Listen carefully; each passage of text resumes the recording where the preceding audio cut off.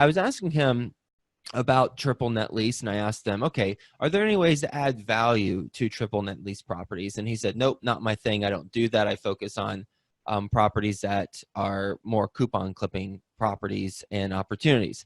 And I said, okay, well, what are some other asset classes that you've worked on? Nope, I don't work on any other asset classes. I only work on triple net lease properties where the cap rates are around 4 to 6%, and they're completely passive investments.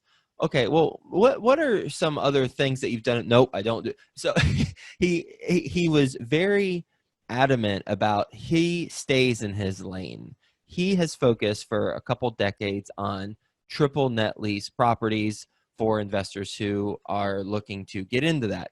And I appreciate that and I respect that, because what I found with our deals, Ashcroft Capital's deals, is when I speak to investors, they who have not invested with us before, they ask me, do you do anything other than apartments? And my answer is always no. And they might ask, okay, well, have you ever done or would you do ground up development? And my answer is emphatically no.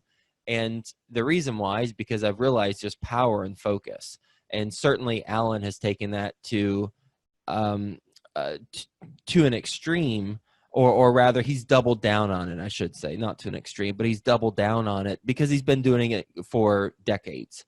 And that's what I really love. And it just reinforced in my mind the importance of owning a certain category and really focusing on that, because the reality is we can make money in any type of asset class with most strategies, because as long as we're experts in that asset class and in that strategy, whether it's a value add play, whether it is taking a completely distressed property and stabilizing it. But the key is to be very, very good, or I should say exceptional at it. And in order to be exceptional, we've got to have a lot of practice. So this insight really rings true for anyone who jumps from one thing to another. And there certainly could be a healthy debate from value add investors who say, I don't focus on a certain asset class. I just simply focus on being a value add investor. And I have interviewed a handful of people. I've interviewed over 1,600 people. So only a handful of people who classify themselves as value add investors and not focused on a certain asset class. And it works for them. But my opinion is that's the exception, not the norm.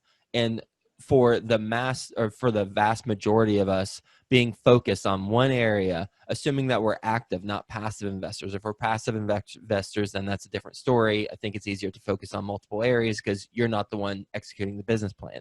But if we're active investors focused on actively doing the business model, then staying in our lane and focusing on our one asset class with our one type of business plan is what I found to be the best way to set us up for success as investors.